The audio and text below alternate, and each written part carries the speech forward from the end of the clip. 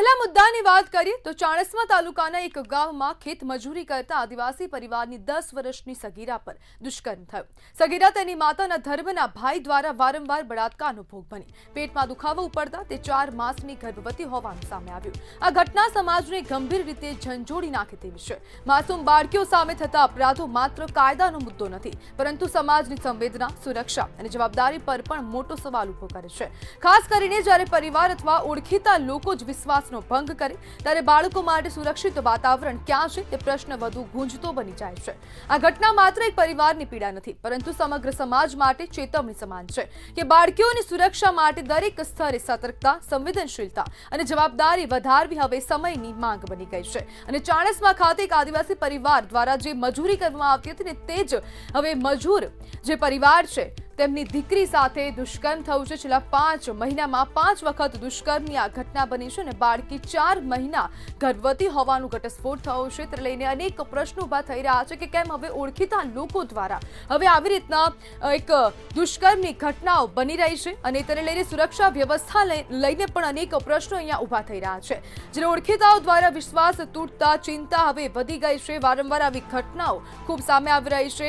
થોડા દિવસ પહેલા જ એક એવી ઘટના સામે આવી હતી જેમાં નવસારીની ઘટના હતી, જેમાં સાવકા પિતા દ્વારા જ તેમની 2 દીકરીઓ સાથે દુષ્કર્મ આચરવામાં આવ્યું હતું ને તે હવે ત્યારે પણ અનેક પ્રશ્નો ઊભા થયા હતા। તે બાદ હવે ફરી પ્રશ્ન ઊભા થાય છે કે કેમ હવે ઓળખીતા લોકો દ્વારા જે પોતાના જ સગા સંબંધીઓ હશે તેમના દ્વારા કેમ હવે દુષ્કર્મની ઘટનાઓમાં સતત વધારો થઈ રહ્યો છે।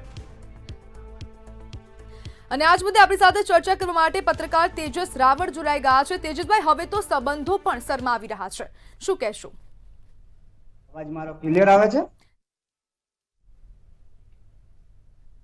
અવાજ આવી રહ્યો છે? જી તેજસભાઈ, અવાજ આવે છે।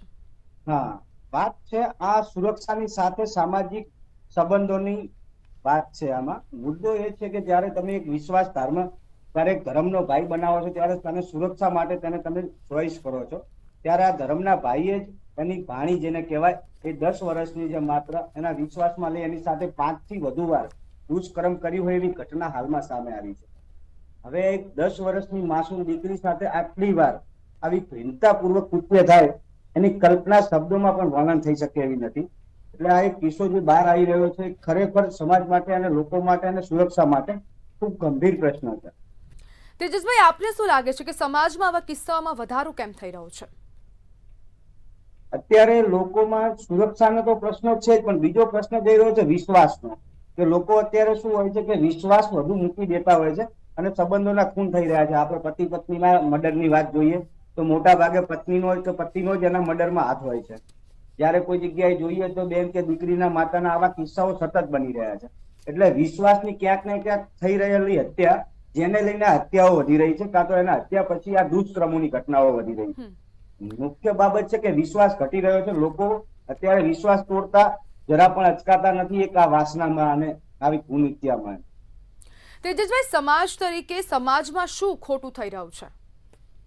સમાજની અંદર અત્યારે 2 વસ્તુ પ્રશ્ન, એક પ્રતિષ્ઠા તો સમજે, પ્રતિષ્ઠા માટે રાજકારણ રમાય છે, સમય સમજાય છે, પણ જ્યારે આવી કલંકિત ઘટનાઓ બને છે તેની પાછળ તો રીઝન માનસિકતા જ છે, બીજું કઈ નથી। કે લોકોની માનસિકતા એટલી વિકૃત થઈ રહી છે કે દીકરી સમાન દીકરીઓ સામે પણ નજર બગાડતા અચકતા નથી ને આવા હીન પ્રકારના કૃત્ય કરે છે। આ એક માનસિકતા, વિકૃત માનસિકતા કહેવાય। અને એક શબ્દોમાં કહીએ, જ્યારે ગ્રંથો, પુરાણો અને શાસ્ત્રોમાં કહીએ તો આને રાક્ષસી વિક્ષાવૃત્તિ કહી શકાય છે, કે જે આ માનસિકતા છે। તેજસભાઈ, હવે સમાજમાં આવી ઘટનાઓ ન બને તે માટે હવે સામાજિક સ્તરે શું સુધારા કરવાની જરૂર છે? 3 મહત્વના સુધારા કરવા જરૂરી છે। એક કે તમારી દીકરી પર પોતાના મા બાપની પહેલી તો નજર રહેવી જોઈએ। જ્યારે બહારના કોઈ પણ વ્યક્તિ સાથે સંપર્કમાં લાવતા પહેલા એક વખત એમને વિચારવું જોઈએ। બીજી બાબતે સમાજે પણ ખાસ કરીને આવા કોઈ માનસિક વિકૃત લોકો હોય તેને સમાજથી દૂર રાખવા જોઈએ, કાં તો પછી એને આઈડેન્ટિટી કરી અને પોલીસ પાસે એને રજૂ કરી દેવા જોઈએ। કેમ કે લોકોને તો ખબર જ હોય છે, કેમ કે ભૂતકાળ ક્યારે કોઈને ચૂકતો નથી। મારી પાછળમાં કોઈ વ્યક્તિ રહેતો હોય તો આપણે લાગતું હોય કે સામાન્ય ચેનચાળા કરી રહ્યો છે તો એને નજરઅંદાજ ના કરવા જોઈએ, કેમ કે આ સામાન્ય ચેનચાળા ક્યારેક દુષ્કર્મ સુધી ક્યારે પહોંચી જાય આ ક્યારે કહી શકાય નહીં। એટલે જે નજરઅંદાજ કરવાની સિસ્ટમ છે સમાજમાં, એકબીજાને અવાજ ઉઠાવવો જોઈએ કે મારી દીકરી નથી તો શું થયું, કોઈ પણની દીકરી છે તો દીકરી તો છે। સામાન્ય ચેનચાળા અને જે છેડતીના બનાવો અટકશે તો 100% દુષ્કર્મ અટકશે અને પોલીસે પણ આવા કેસીસમાં ખૂબ ગંભીરતાથી પગલા લેવા જોઈએ। જી બિલકુલ તેજસભાઈ, જોડાવા બદલ આપનો આભાર.